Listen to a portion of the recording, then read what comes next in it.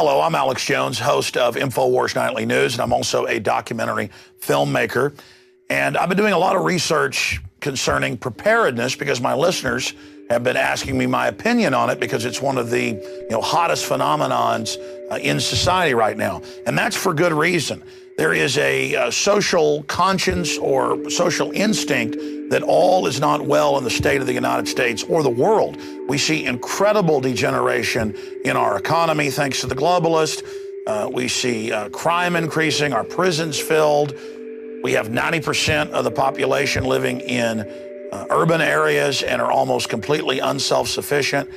If we have a Great Depression like they had back in the 1920s and 30s, it is going to be absolutely devastating. And so millions of people a month are buying guns at record levels. They're prepping, they're buying food, they're planting gardens. All of that is great.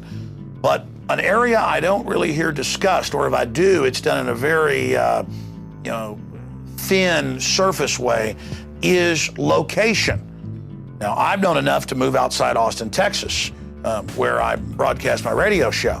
But I understand that I still live just a few miles from a major thoroughfare. And if society has any type of collapse or major disruption, every major city in this country will basically look like New Orleans in a very, very short period of time. And so that's why I personally am getting prepared with solar and with well water and rainwater collection and firearms. But I'm also getting prepared politically out there trying to wake up others, so that as these hard times unfortunately get worse, because the globalists have engineered it that way, that more people are awake and understand what's happening. Because the social engineers want us dependent on them. They admit that that's their plan. The question is, who's going to make it to that finish line before this accelerated collapse actually takes place and these larger wars that they want to start? Now, in the next hour, I want to break down with one of the foremost experts out there, Joel Skousenom. He's written the book, Strategic Relocation. We'll put that up on screen, North American Guide to Safe Places, 3rd edition.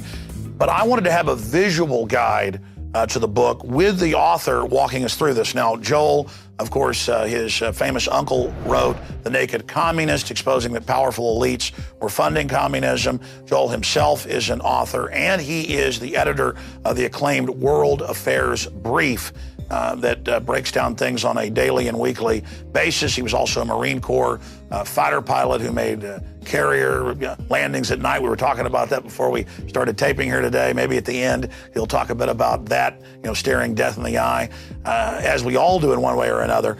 And as we talk about trying to get prepared and ready for what's already hitting us. You see, people now realize the New World Order globalism is real. And about 2% of the population is now trying to prep. Most experts I talk to say that if 3 to 4 to 5% start to prep, that's going to drive up prices on everything and is going to put prepping and preparation out of reach of a lot of people. So it's important now to start moving in that direction. And hopefully we can reverse the tide of tyranny, and this won't be needed. But if we don't reverse it, it's obviously going to be needed. So it's insurance that is also a way of life and self-sufficiency that all of our ancestors in every culture did, just out of hand. I mean, whose grandparents out there didn't have storable food and things like that and kept some money in the mattress? And we called them old fogies. Well, that common sense is coming back into style. So with us is Joel Skousenom to walk us through his book in a visual format. And this truly is the secrets of survival from one of the foremost experts. He also is one of the foremost experts in safe homes and consults all over the country and the world. Joel, great to have you here with us. Good to be with you, Alex. You've got the floor. Break down what you're going to go over here today.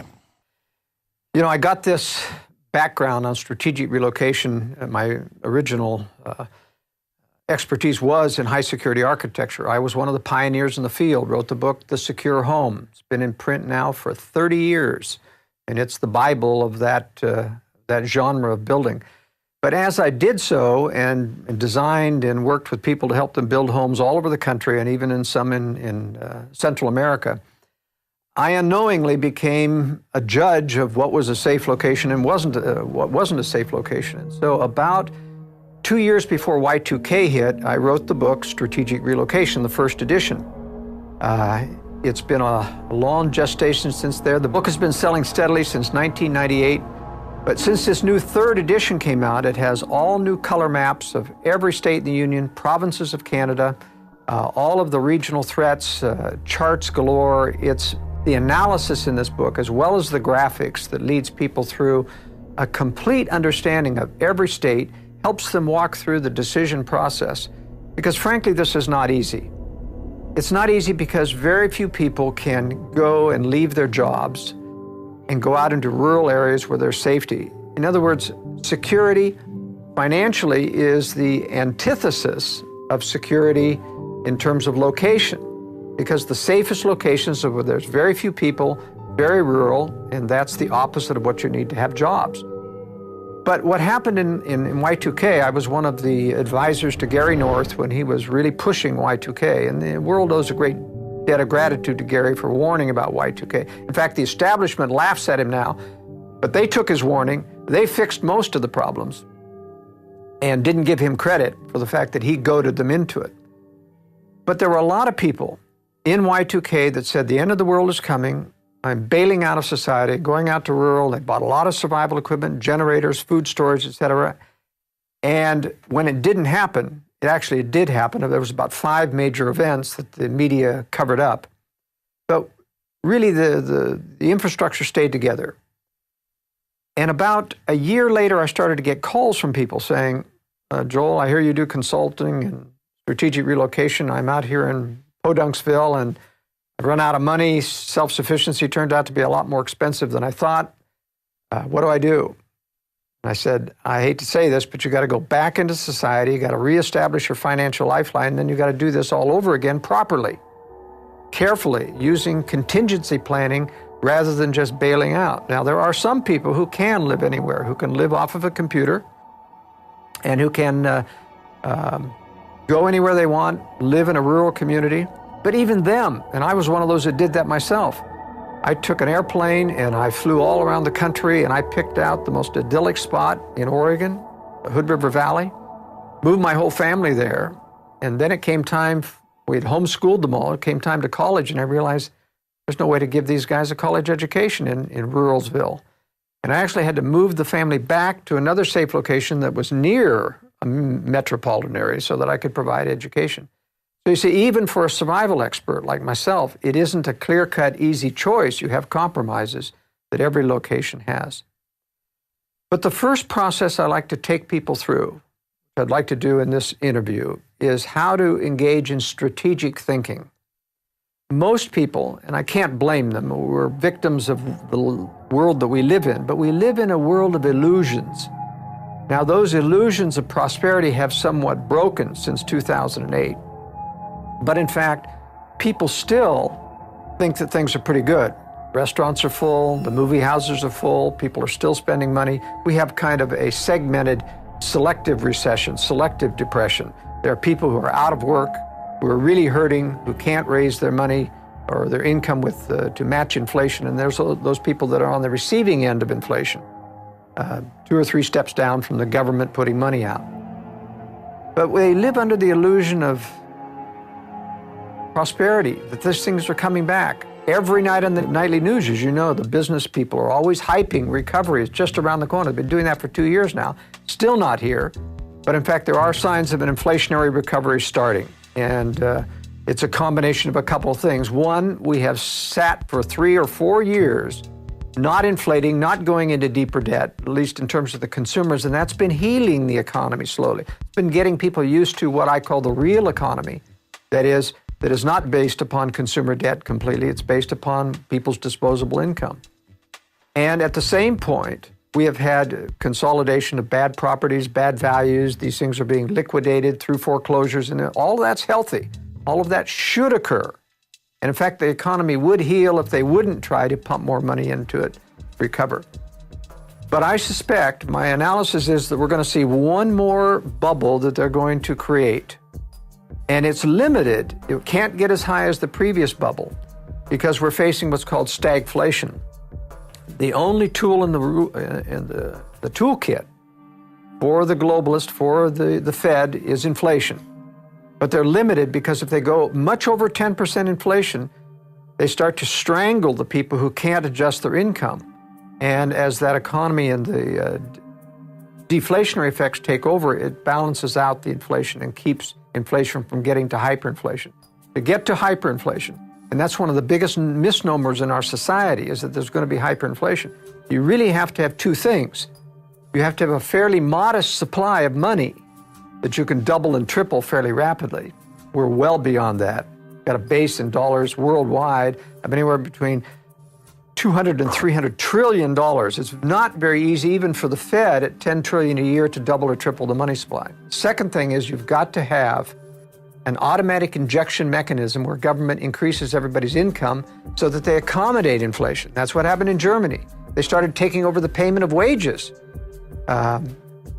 when France was... Instead, we've got a depression in the economy, and then they've done some inflating, but mainly just to pay off some of the big banking debts. Most of the inflation has gone into what I call the speculative economy. It is funneled through the investment banks that goes into their people, and that money isn't going into the real economy, maybe 20%, but most of it's churning in the stock market, churning in the Forex, foreign exchange market, and that's why it isn't getting here, and that's why the stock market keeps ballooning up. It's a separate economy that they've built, what I call the speculative economy. So what I'm saying is that we hear a lot in the prepper community. There's a show called Doomsday Preppers, and of course it's hyping ridiculousness and poking fun. But there are some legitimate people in here who have done a tremendous job at preparing. But I have to chuckle a little bit when I've seen some of the shows because of the reasons they give. Almost 90% of those on Doomsday Preppers think there's an absolute total economic collapse coming within 9 months. And even though fundamentals, Austrian economics would say that has to happen or it's true, they underestimate the powers that be who have these power to create and control money, banks, and the press. And new mini bubbles. That's right. They underestimate the power of the powers that be to keep this economy floating by adjusting the rate of inflation, balancing inflation versus depression. Sure, it's a slow, rotting slide. That's what the globalists admit they want. They don't want big events that could wake up too many people. Exactly. But that brings up my next question for you. Then I want to get into the presentation that's so important here. Why do you think then so many more people are getting ready? Well, part of it is that they don't understand the nature of the conspiracy. They don't understand that there is a great, powerful force, not only to take down liberty, which is what their agenda is, but to make sure that they don't get the blame for it. So they're going to they blame it on everyone. They blame it on the free market. They blame it on business cycle. It's not the business, it's the monetary cycle created by the Fed. And ultimately, these people are going to escape blame because they're planning a war for us, a third world war, a nuclear war, which in fact will wipe out a great deal of the financial centers and let them to walk away and say, it wasn't our fault. What's the strategy on the Arab Spring and putting Al-Qaeda and Al-Qaeda light into Libya and all these other countries? The big agenda on that is a little bit complex, if you'll bear with me. They have dealt with these people for years, these tyrants like Gaddafi in Libya and Assad in Syria. They did rendition flights to Syria where they tortured. I mean, these people have known these are evil people, but they've never taken them down before. Why now? Why the Arab Spring? It isn't because of democracy. It isn't because they want those people free. In fact, they're not free. Egypt has yet to achieve any kind of freedom. Libya is still in factionalized infighting, not going to be free. You got a lot of Arab nationals and radicals, a lot of Muslim fundamentalists running this show. They don't have an agenda about letting people do what they want. So the real agenda here in terms of fomenting the Arab Spring is to create conflict that is going to allow them to rearrange the chess pieces in the Middle East. Right now in the Middle East, you have Israel as the rising emerging power surrounded by nations that have thousands of missiles that threaten Israel. Egypt, Syria, Lebanon, and Iran. So they're targeting Iran because Iran is the strongest boy on the block. They control, more or less, the other elements of the Arab fundamentalists, especially Syria, and Syria controls Lebanon. If they attack Iran, if they get Iran out of the picture, of course they know that Iran will retaliate before that attack is complete. That retaliation is going to give Israel an excuse to launch out militarily and bring the U.S. in, because the U.S. troops being in that area will get struck as well. Once we're bloodied, we have an excuse to come in. I think they're going to take down most of Israel's enemies in this next Middle East war. And they're going to neuter Iran, not by invading, because we can't afford another invasion. It would be very unpopular, like Iraq and Afghanistan is. But I think what they're going to do is not just go after the nuclear weapons, or the nuclear enrichment center. There are no nuclear weapons in Iran.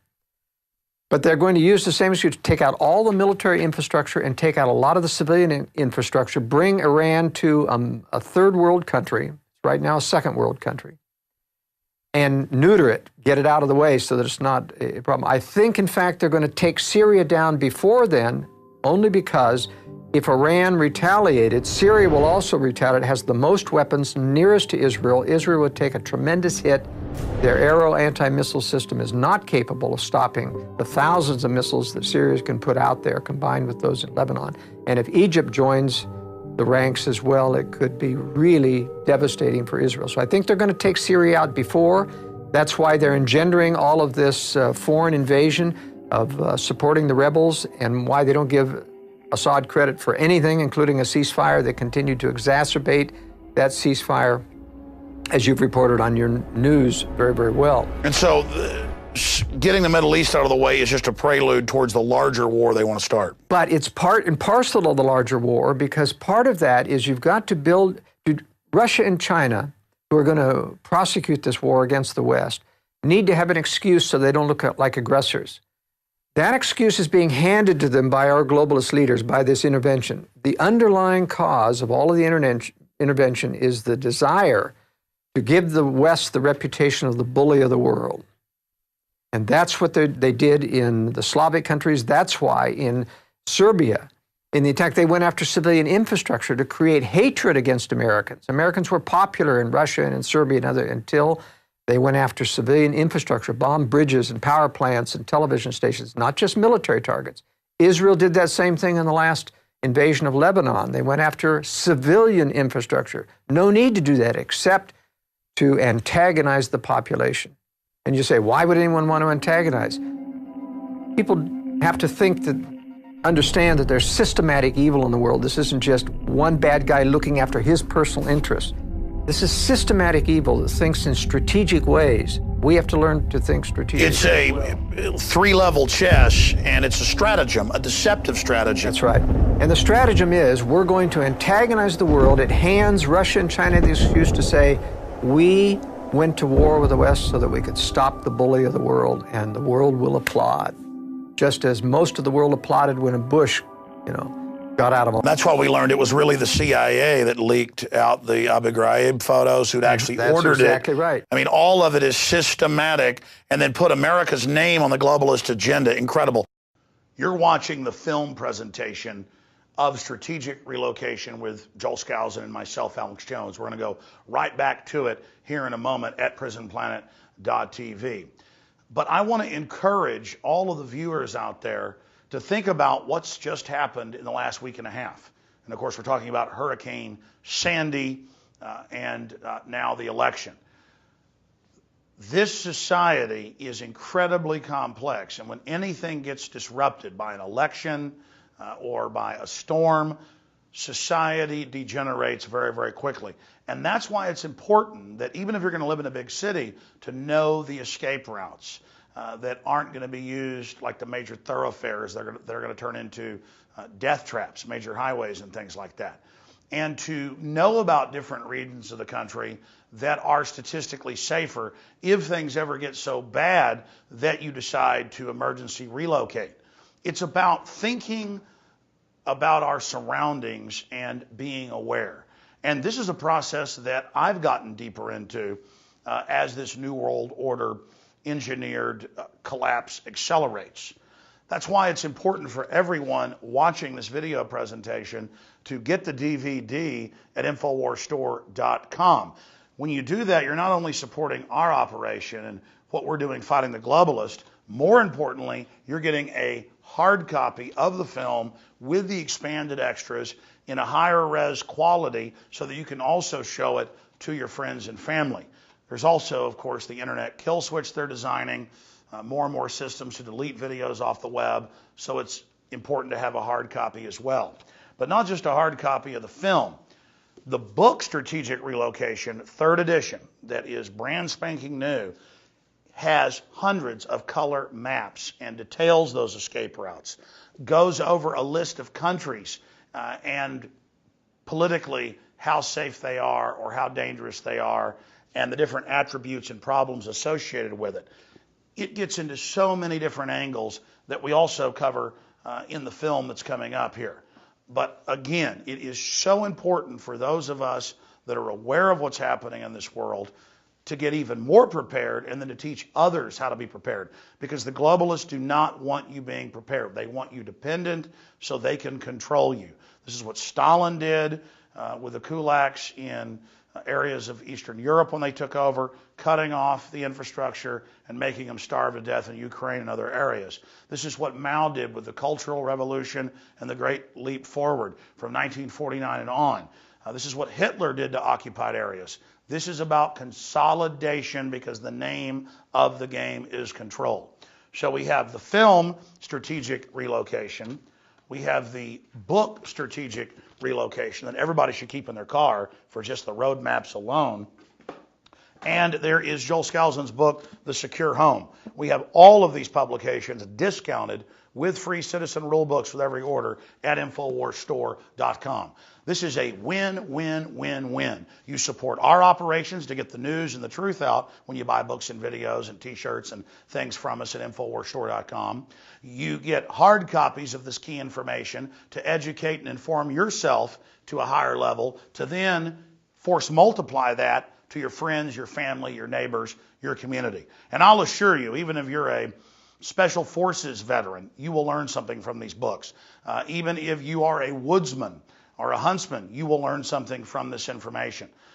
Because Joel Skousenom, I've researched the work he's done, and quite frankly, it's amazing that he's built houses in all 50 states, that he's consulted all over the world, that he's lived in many of the countries that he breaks down in this film and in these books.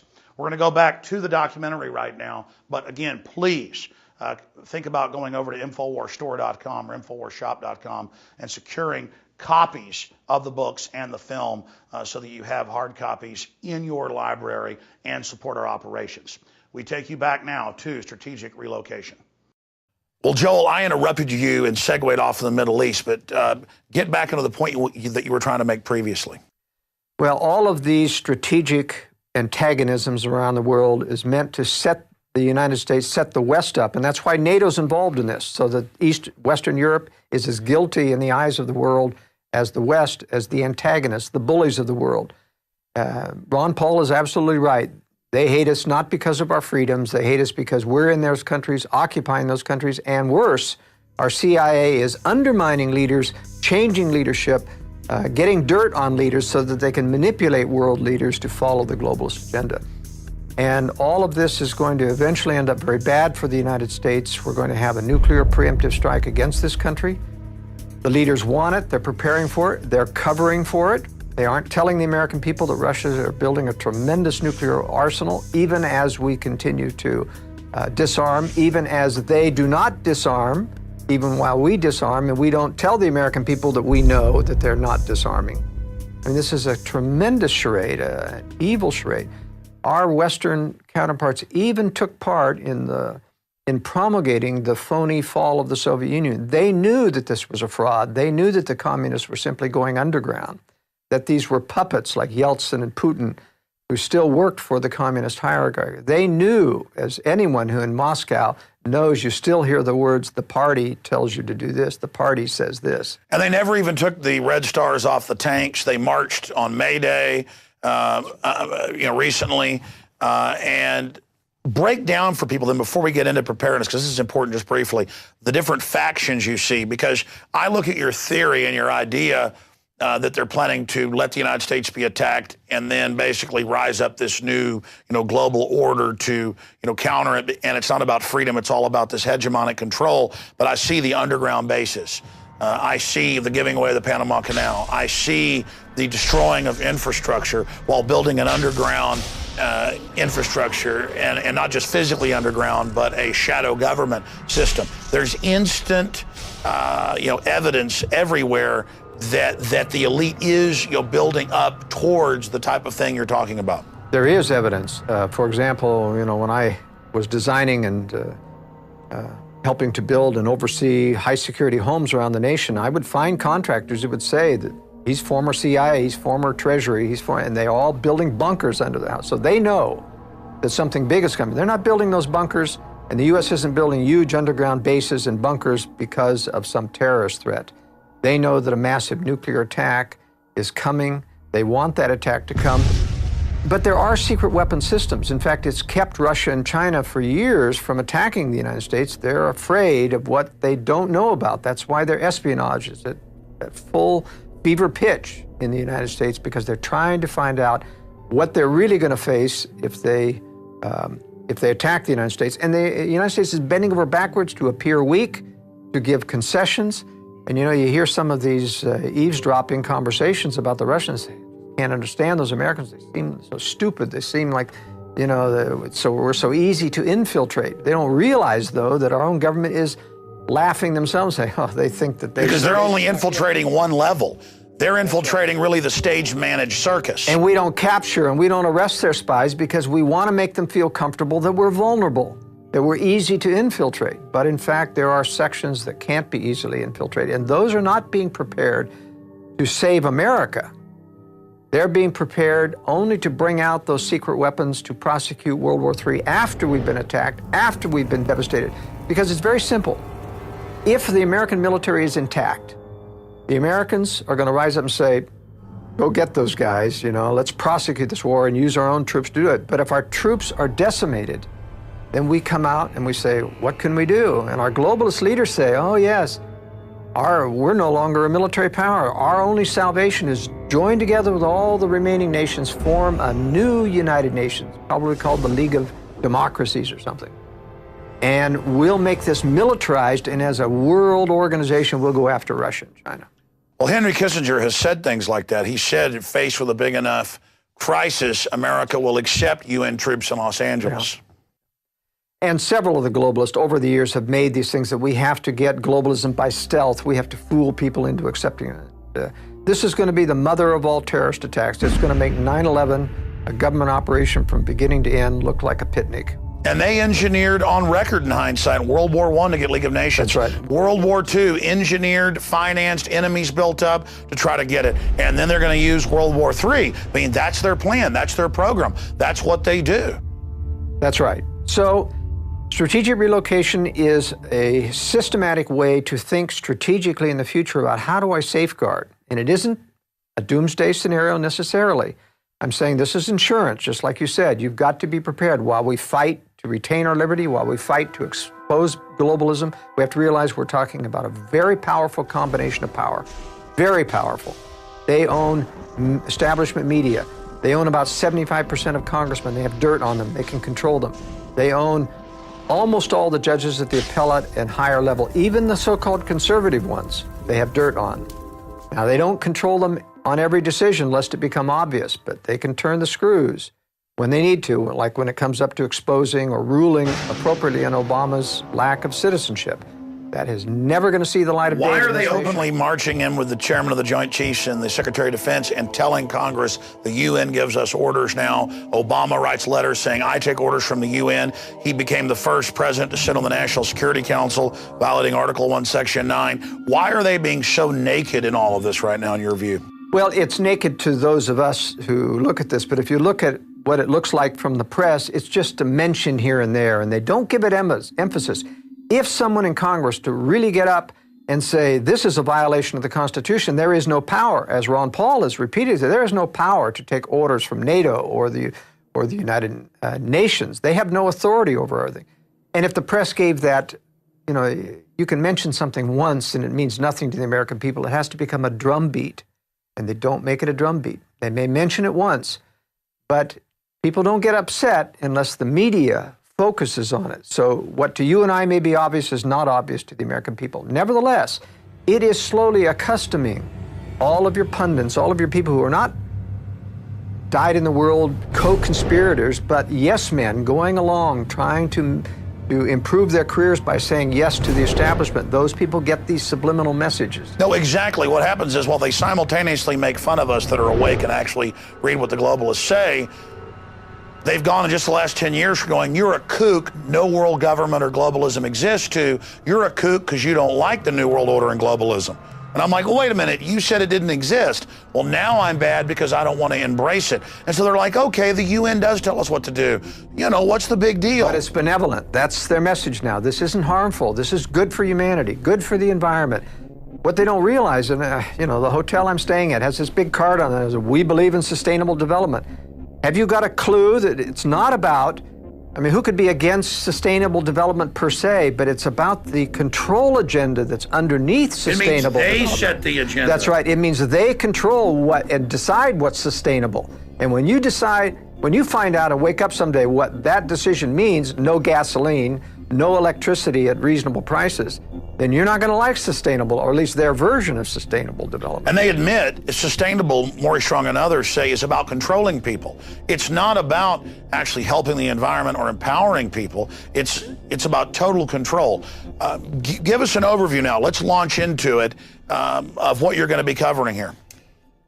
Well, as I began to say, the most important thing is for people to start to think strategically, meaning stop looking at the news alone. You've got to get alternative sources of information. You've got to understand that there's a different underlying agenda. We are not in Iraq because of democracy. We're not in Afghanistan. It's never going to have democracy. It's there for antagonism, for capture of resources, for changing the balance of power in the Middle East, a lot of things that are not good for America. What this means is eventually, when these illusions are stripped away, when this war finally rebels against the United States, in one day, America will go from day to night. And if you haven't prepared in advance, there's not enough time to prepare in 24 hours, even if you saw it that early. Now, it's important not only to not be on the last train out of town, and most people won't even be ready and won't be able to get out of town when any of these nuclear weapons fall, because there'll be absolute panic.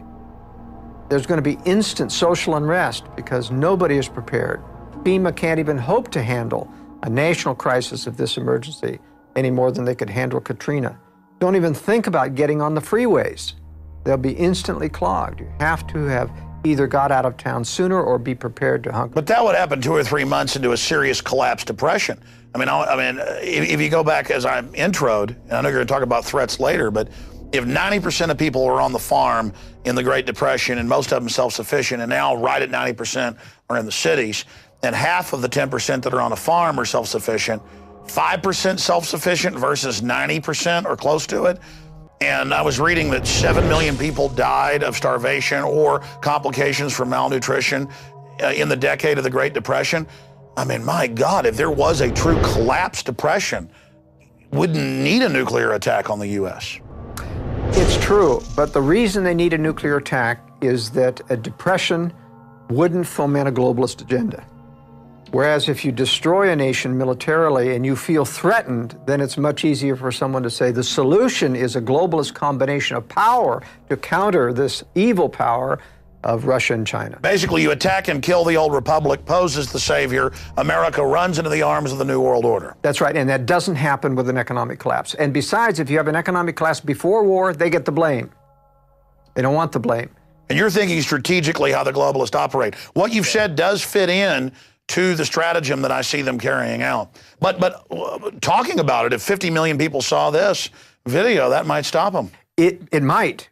I mean, your work, for example, at Infowars.com has done a tremendous amount to influence, for example, the TSA, and they're bending over backwards to still continue to grow their agenda, but without offending as much. And they keep promising.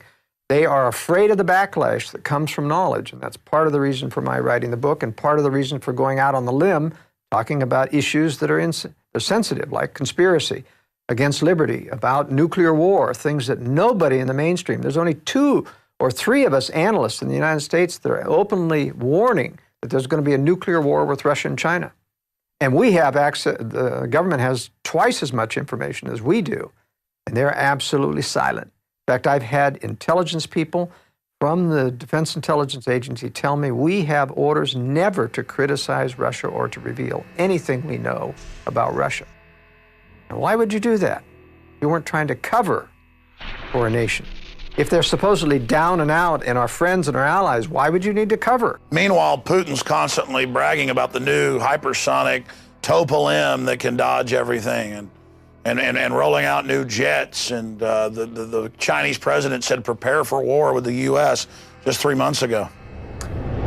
Yes, the Chinese are a real problem, and they're going to be a problem for Russia someday. It is my theory that, in fact, during this war, even though China will start as an ally with Russia so that it has an excuse to capture the entire Pacific Basin from Japan all the way down to Australia. And that's why Australia and New Zealand are not good retreat places, because they will be occupied by China in the next war. Nevertheless, they'll not necessarily treat everyone harshly because they know that they're going to switch sides during the war, attack Russia's rear, play like they're allies of the West in order to get more aid and trade, and then after the war's over, they'll become the new Cold War enemy. That's my theory. And so I think we're talking about three predator centers of power: Anglo-American establishment, Russia, and China. And they're not controlled by one another. They're independent predator centers. They're all each trying to develop their version of a new world order controlled by them. But they will make temporary alliances and induce one or the other to attack. That's what we're seeing. Well, exactly. They take whatever the most abusive form of social engineering is from the others and cobble them together. And the Chinese communists are always saying, it'll be our new world order. And the Russians go, no, ours. And then the Anglo-American European system, it'll be ours. And it's just a rush towards evil.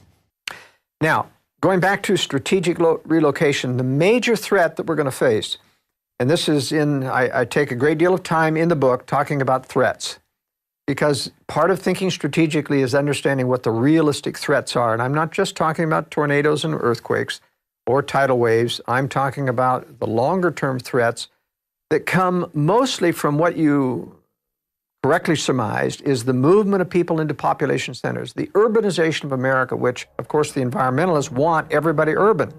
But it's totally short-sighted, because if everybody's urban, no one can be self-sufficient if you're urban. You can't grow enough food. You can't get your own water. But it's short-sighted if they really meant well. They admit in Agenda 21 that the plan is to have us in controlled areas, and that's why they're attacking the Amish and everybody. They don't want real sustainability. Yeah, I think that's right. They actually want people dependent on government. It makes them very much under their fist, and that's where we're all headed by being lured into high-rise, urban, eco-friendly, pollution-free cities. Well, it's not going to work out that way. The greatest pollution of all will be a stinking city that's cut off from food and water and starts to rot, and rot very rapidly.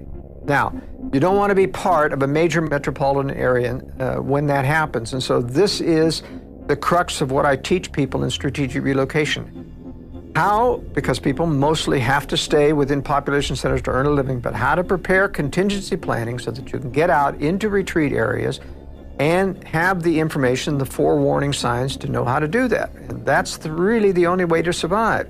Most people cannot get rural right now. They can't make a living. It's just impossible. So this is a solution for everyone. But let's talk about this major threat. The number one that I concentrate on is not terrorism. It's not natural disaster. It's not even government or war. The major threat is population density, because every crisis that threatens, even a local crisis, can turn exponential because of close proximity to other people who cannot help themselves. Even good people panic in a crisis. You don't have to be evil. It doesn't have to be just a Watts. When you have no food after 3 days, all of the store shelves are empty.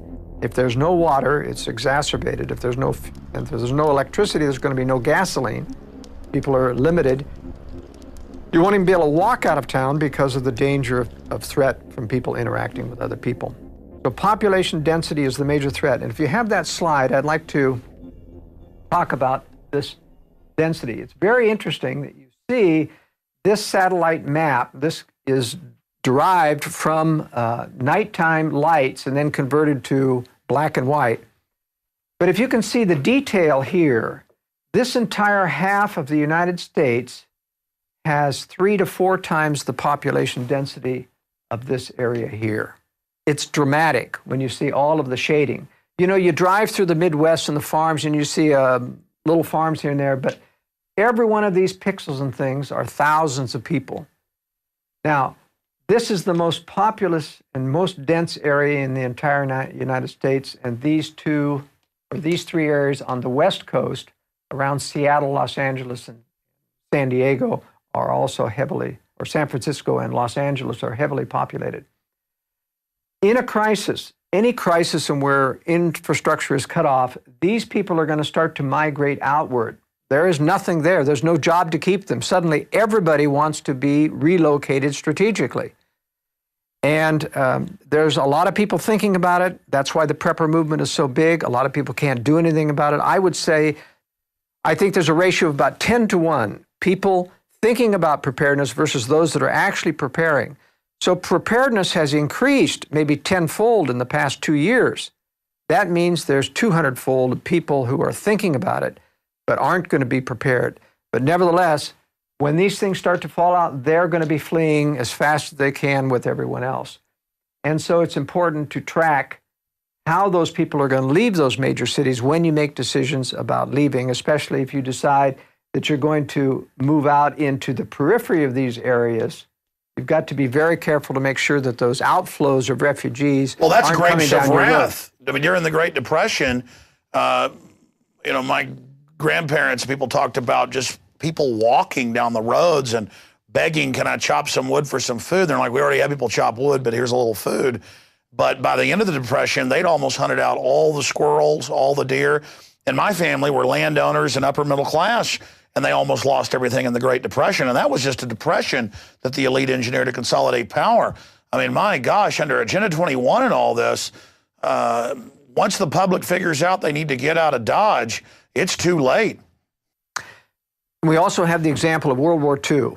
World War II in Germany, we have the example of the Russians coming in, and every German city was being emptied out to get away from the Russians. They did not want to be occupied. Literally, entire cities were emptying out, taking to the roads. And so we know how far they go far afield of the roads trying to get food and water and hitting the farmhouses. And basically, it was within about 5 to 7 miles apart from every road where those farms would all be looted. And so you have to take those kinds of things into consideration when you're considering, yes, going rural, what may look rural. That's what I call strategic thinking. Can't just think about how nice and idyllic it is in rural's Austin, out in the suburbs. You've got to look, how far am I away from a major county road that goes out there and that's going to be streaming with refugees. There's going to be famine. They're going to be out of water, out of gas. They're going to start spanning out within walking distance. And that, for most people that are tired and hungry and modern-day people, is about 5 miles. You've got to be beyond that so that people don't get to bottom line, I could have a place out in the edge of Austin that's, a decent house, but I've thought about somewhere really far out in the middle of nowhere in, the ugliest place possible, but where it has water and solar and buried food and guns, a shack. That's right. I believe in the concept of multiple eggs in various baskets rather than everything into one concentrated whole that could be compromised. So I think it is important, depending on your resources, to think that way. Now, even when you don't have the resources to develop your own retreat, people can, for example, double up with relatives, friends, and other people that they know that may live in rural areas, contribute a little bit of money so they can buy food and water supplies, put in equipment like solar and generators. These are things that you can do. That's what I've done. We've got a ranch, family property that goes back to Mexican land grants in 1830, but I've helped build a metal building, helped put in systems, helped pay for wells. And I probably wouldn't even go there during the collapse, but I really know this is a serious threat. And it's not like some insurance I buy and then if I die in a car, my wife gets it. This is insurance that I may end up having to use. In fact, there's a good chance. So I would be insane not to be gearing up. One of the things that people don't realize about preparedness is that supplies are relatively available. A lot of technology, a lot of new stuff coming on the market. But I've been in this business for 40 years, and I'll tell you, it's a real roller coaster for suppliers of preparedness equipment. It's either feast or famine. Right now it's feast, and supplies are tight because there's so much demand for them. But it's amazing how quickly people forget when prosperity appears to come back, if there's another inflationary upsurge and where people think good times are here and the housing is recovering, watch out, you'll start seeing they forget. People have incredibly short-term vision, Alex. They can't see or maintain a threat very long. If it doesn't happen in a year, they'll forget about it. That's the danger of all of the bogus prophecies about the collapse coming in 2012 with the Mayan calendar things. I can guarantee people it's not going to collapse in 2012. Well, that's right, but we'll end up getting blamed for 2012. I already have media calling me, national publications saying, so you think things are going to collapse? And I go, I've been on record saying that Mayan prophecy, as I've actually gone down there and researched it, even if people believe that religion, they say it just means the start of a new age or whatever. It's totally manufactured since the 60s and 70s by globalist gurus for people that are non-religious, basically, but superstitious, to believe it's the end of the world, so why should they get involved? It's just a way to stand down, kind of like the rapture stuff's been used and sold by the globalists, whether you believe in it or not, to make Christians stand down and not be involved, or Planet X, or a comet. It's always something's going to destroy us, so we never get ready for the real threat, the nuclear weapons, the fractional reserve banking, the 1,000 trillion plus derivatives. All of that is what could really destroy us. Biological weapons, super weapons, all of those things when added together, that's the real threat. And I see the elite digging in, not for the end of the world, but for major civilization collapse and stockpiling to reemerge in the Rand Corporation plan to basically then dominate. Have an attack on themselves by opening it up to a foreign enemy. That way it can be blamed on them, then mobilize the people under a new global fascist system. That's right. One of the things that people have to understand, that you've got to be prepared in advance before these things happen. You have to see a long-term vision of these types of threats. You have to have good information. You've got to subscribe to your news broadcast. I put out a newsletter, the World Affairs Brief, which every week I analyze this. It's going to serve as a very good early warning, because I'm watching this every day about how the Russians and Chinese are prepared. And, you know, as Gary North used to say at Y2K, don't be on the last train out. Just too late. That train can get stopped. We know from Katrina, for example, a couple of lessons. Don't get on the freeways once, because they'll be trapped. You get on a freeway, it's like in an elevated moat. It's got barriers on either side. If your car goes out, if you're stuck in traffic, there's no way to go except abandon your vehicle and get off on foot.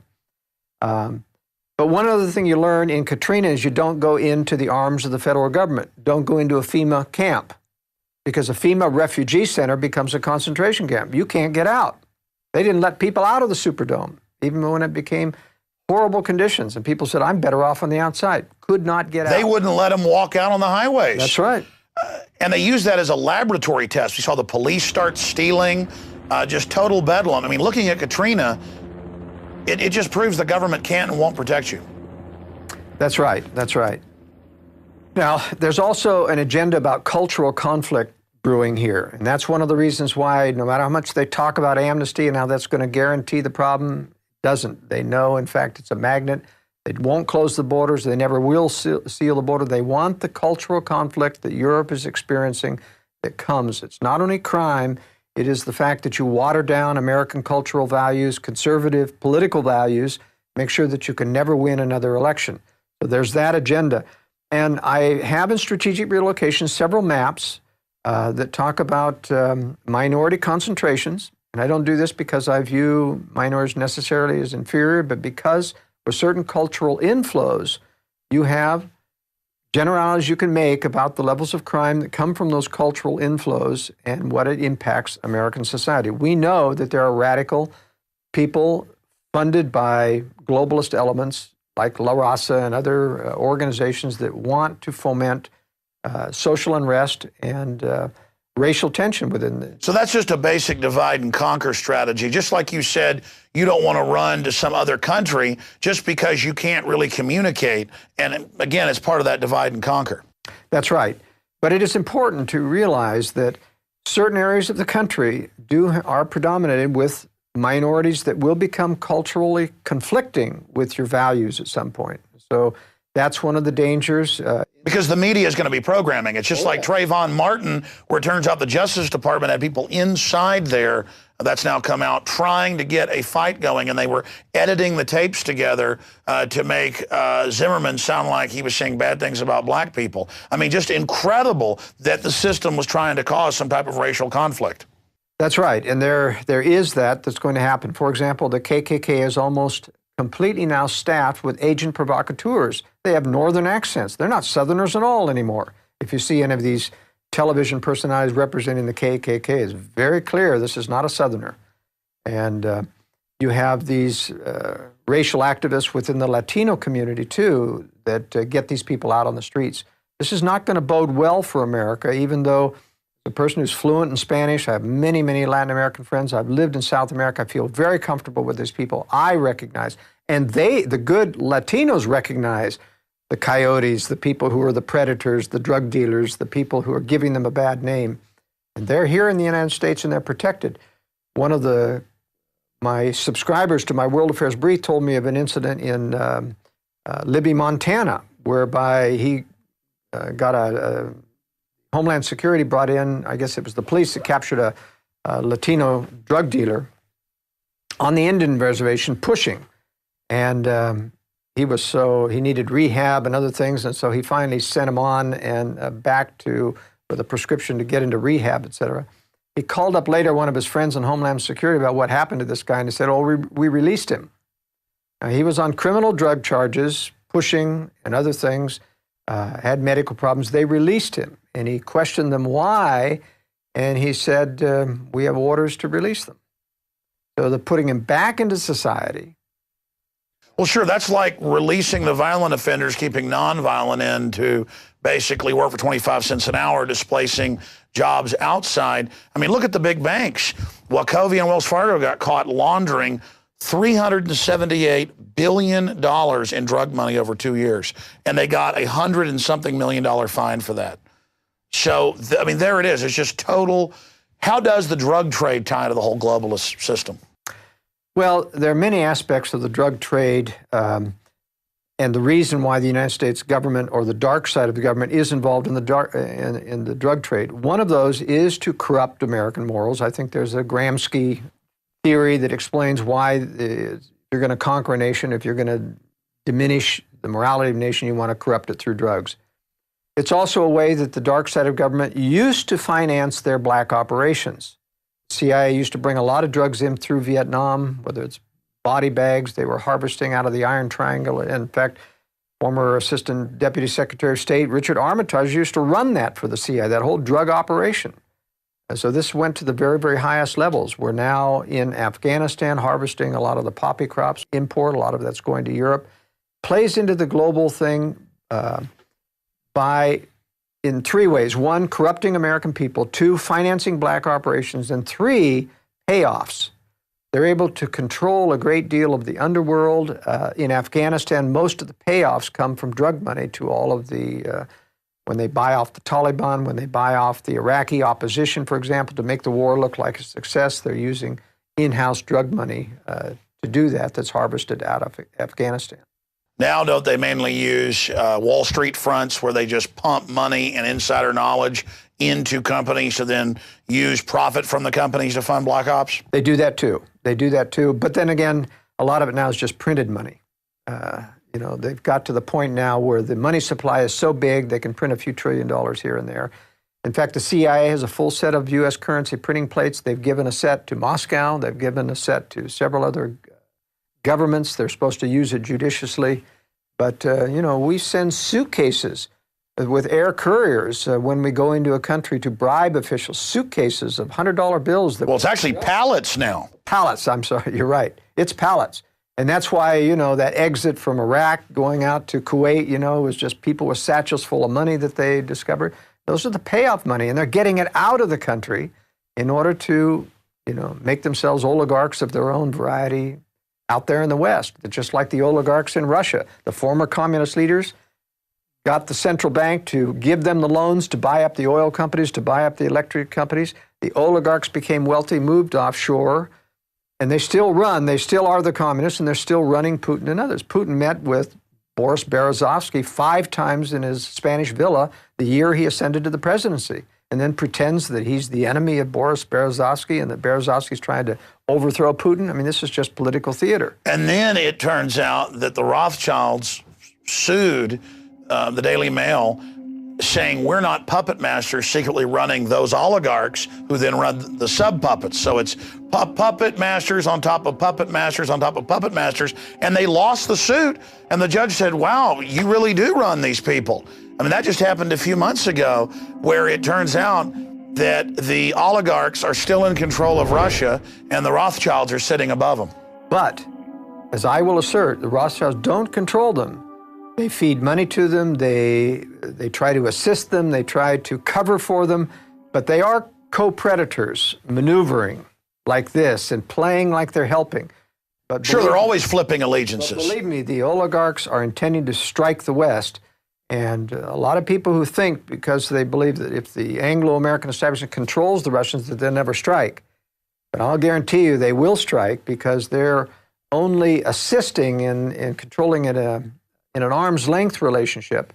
Well, that's like China, where our criminal government will pay billions of dollars to move General Motors, Cadillac, and Volt to China.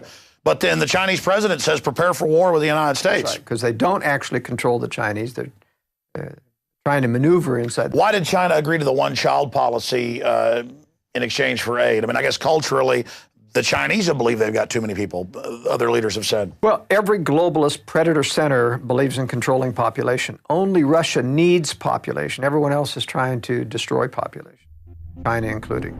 They've got an agenda to eliminate probably at least 3/4 of the world population. Well, I was about to say, from my research, eugenics is what binds the communist Chinese predators and the Anglo-American predators together. And from my research, everything is a eugenics-based obsession, both with the elite are looking for life extension and other things, but also it just codifies scientifically their innate hatred of fellow humans. Well, one thing that people listening to this presentation may get out of it, and I know a lot of people get discouraged and say, what hope is there if these predators are so powerful and we're going to have a world war and we're all going to be destroyed? Let me make it very carefully clear that everything won't be destroyed in a nuclear war. I had someone write me after our interview that we had just a few days ago and saying, well, gee, the Earth is going to be contaminated for 40 years after a nuclear strike, and so what use is there to it? I said, that isn't true at all. You're confusing a meltdown of a nuclear power plant, which has all these heavy isotopes that do stay and have a half-life that lasts even 100 years. They can be thousands of times more dirty than a hydrogen bomb going off. But a hydrogen bomb is relatively clean. It's just gamma rays almost exclusively, and they're dissipated within 3 days, 2 weeks at the max. Now, if there's more than one explosion over time, you might be in a shelter a maximum of a month. You can survive. The Russians intend to survive. The Chinese intend to survive. It's a matter of preparing. And a lot of people, have this apathetic, fatalistic attitude that I'm not going to prepare, I'd rather die. The problem is you don't die. You get sick, you wish you were dead, but you don't die. You continue to survive, just like Hiroshima. Believe me, with a nuclear attack right over a city, the people that weren't in the actual blast zone, 80% survived. It wasn't pretty. They went through hell. They survived. But wasn't that atomic weapon, of a more primitive design, and so put off more dirty? Even then, they survived, even though it was dirtier. The hydrogen bombs are much, much cleaner now. What I'm saying, it's imminently survivable. All you need is some protection overhead. What about neutron weapons? Well, neutron weapons are pure gamma rays, all right? And they're very intense. They're meant to radiate and kill. You get over 300 rads, and it starts to become fatal. And normally a neutron bomb puts out 1,000 rads per hour for enough to kill everybody within probably a 5-mile circle radius. So they're very dangerous. They will use some of those in a nuclear war, but it's the long-term residual fallout. There aren't enough rockets and warheads to cover everything and everything. Sure. I brought up neutron because it is perfect to keep the infrastructure but only kill the humans. And they claim that they decided not to build those in the late 70s, but from what I've been researching, that it's actually been built. The reason that doesn't work as the national strategy, though, is that you just need too many of them. You'd calculate 5-mile circle radiuses all over the United States to how many thousands, tens of thousands of weapons. They just don't have them. So So you can't overcome a nation with just neutron and leave the structure. You've got to decapitate the military so a nation wants to give up and not fight. That's what the Russians and Chinese are betting on. Decapitate the United States and everybody's going to give up and say, whoa, we can't defend ourselves without the U.S. military. Joel, what's the time frame after the United States is attacked? I mean, how far out do you see this happening, and how fast until the globalists reemerge and try to create this counter New World Order to Russia? That's a very good question. The timing is dependent on Russia and China being ready, confident enough to do the strike, confident enough of finding out enough about our weapon systems or stealing enough technology that they feel they can compete. My estimate that that's at least till 2020 and beyond, not before then. In other words, I think we have time. For example, China needs a blue water navy to control all of the area that they're going to do on the eastern Pacific Rim. They are intending to wipe out America's Navy with nuclear weapons, which are very easy to do to carrier task forces. Then they plan to move theirs out and replace ours. A lot of people complain about my theory saying, well, theirs are just as vulnerable as ours. Not if the U.S. has been decapitated. Then it's a non-nuclear situation and you're back to maritime strength. That's what the Chinese did. They're at least 10 years out on getting a full blue water navy. Their 4 aircraft carriers won't be completed in 2021 to 23. Now, I'm not saying that I can guarantee that the strike won't come before then. People ought to be prepared well in advance of that. But Russia and China, Russia is going to be ready much sooner then, but they are really up on nuclear missiles. They have hundreds more nuclear missiles of the newest Topol M variety that they have deployed in underground bases like Yamato Mountain, which is a complete underground factory system. Well, that's my next point, and then I want to get deeper into your overall analysis and actual regions and show some examples of some of the death traps that are out there like New Jersey, New York, Southern California. The main reason that I think your research has a lot of credibility is because it's one of the only theories that fits into what I see. The Chinese, it's in the news, are going crazy building underground bases. Never in the Cold War do they do this at this speed. The Russians, giant bases underground everywhere. It even comes out in the press that they're just dumping massive amounts of money into this. The Swiss, who've got 2-year supplies for their whole population, are expanding programs. All over Europe, the elites are publicly moving to islands and preparing and building bunkers. You know, you're in that business. You say you've never seen it expand like this. And governments are digging in. And COG is expanding and stockpiling. They are racing. And people say, well, that's because 2012. Oh, or that's because of the comment. All this made-up crud. And then you've got the seed vaults and at the North Pole and other places. And you've got DNA arcs and all of this, and the Rockefeller Foundation heavily involved in this. They don't just build infrastructure and do things for no reason. So why are they engaged in something much bigger per nation in these power blocks than the Manhattan Project? I mean, obviously they're getting ready for something big. And I mean, is it a race-specific bioweapons? Is it a nuclear war? All I know is they're gearing up for something big. Well, I can tell you that race-specific bioweapons are very chancy still. Anytime you use biological weapons, they're really afraid this is not going to be able to control or be as discriminating. I mean, they're very nervous about this. They can mutate. Well. They can mutate. It could be devastating. They prefer nuclear because this is very controllable.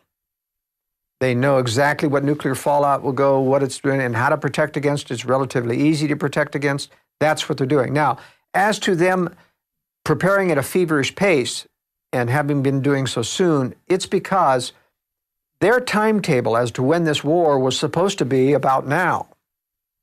In other words, they were planning on inducing Russia and China to strike as early as now, and it just hasn't worked. It keeps prolonging. They were doing major disarmament in the 1990s, PDD-60, where President Clinton came out in 1997, told the nuclear establishment in the United States to prepare to absorb a nuclear first strike and not launch on warning. Meaning, you may think you got the launch procedure and all, but you're not going to get permission to launch. That's, even our military today say, no, we've got the procedure for launching on warning and for retaliating. I said, yeah, but you can't do that without permission. You're not going to get permission. Well, that's right. Don't they have to give them the authentication code to then let them? So they don't really have it. They don't really have it until the White House releases the... And when did they change that? Because at one time they did, right? That's right. And they changed that, so they've withdrawn all... Wasn't that under Clinton? Yes, it was. That was a big furor when he took the launch codes off the subs. That's right. They had movies about how the sub commanders are bad in Hollywood just to even sell that. What we're going to do in preparing for that war is important. It is survivable. People need to prepare, but they have to get outside blast zones. Joel, you also in your book get into ethnicity maps. And let's face it, the globalists look at those and use the media to play groups off against each other. Take Trayvon Martin just recently. They edited audio together, the 911 call, NBC did, to make it sound like he was racist against black people. They sent Justice Department people in to the new Black Panther Party, it turned out, to call for race war. So during an emergency or in a collapse, they're definitely going to try to play people off against each other. And you break down maps of this in your book. Tell us about it. I do cover the cultural conflict issue as well as racial and ethnicity. And I show maps that show where high-density minority populations are. And I do this not because I'm racist, because I have many friends in both camps, but because those camps themselves realize that they're being manipulated by the media, by globalists. It's a very popular thing to play on race.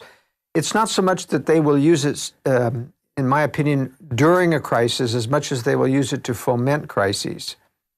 And they have for many, many years used the illegal alien. Whenever you get a strong movement in conservatives against giving amnesty, they hit the streets. Somebody's pushing those people out on the streets. ICE goes and does a raid and then they show all these kinds of pictures about the poor family members that are getting deported and little children are being left behind. This is meant, of course, to change law, to diminish one's ability to close the borders and have but ultimately, I think it's wise to stay away from large interculturally mixed communities, which can be used in a crisis to turn against you or to play one race against another.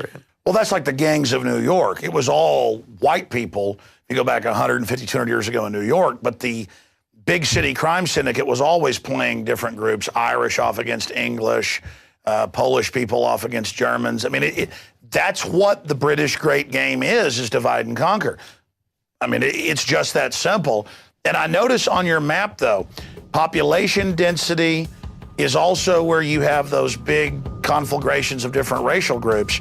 So it's pretty simple reading your book, and I can tell there's deep research because I've done research on specific areas, and wow, this is accurate. I mean, just amazing. But as you've told me off air, it's decades of research you're already doing, just basically concentrated down into one book. Yes, and it's important that people get ready to exit the high-density areas. That's where all the crime is. That's where all the regulation is. That's where all of the high-density urban planning is. That's where the racial tension is. People just have to plan on getting out of high-density areas. Now, for the people that can't, of course, there's the strategy of living near the periphery of those things so that you're at the least density ring. You can commute into it, get out of it. We'll talk a little bit more about that, about strategy. Let's talk now about picking a safe country before we get to the analysis of North America. I get a lot of calls, Alex, about people wanting to leave the country. The basic philosophy, their line of reasoning is, this is where the globalist leaders are, this is where the bad guys are, they intend to do many bad things to us, they're getting ready to lock people up, they're building concentration camps, I got to get out of the country. And so let's talk about a little about international retreating and what are the various options and opinions and problems. One of the problems is that all of the international websites about retreating to foreign countries are run by expatriates. Expatriates are people with money who have left the country, living the high life in Costa Rica or Australia, New Zealand. And it's a very deceptive point of view because things aren't going to be like that in a crisis. You have to look strategically, think strategically about what's going to happen to these nations when a real crisis, and are they going to be reacting the same to Americans in their presence as now?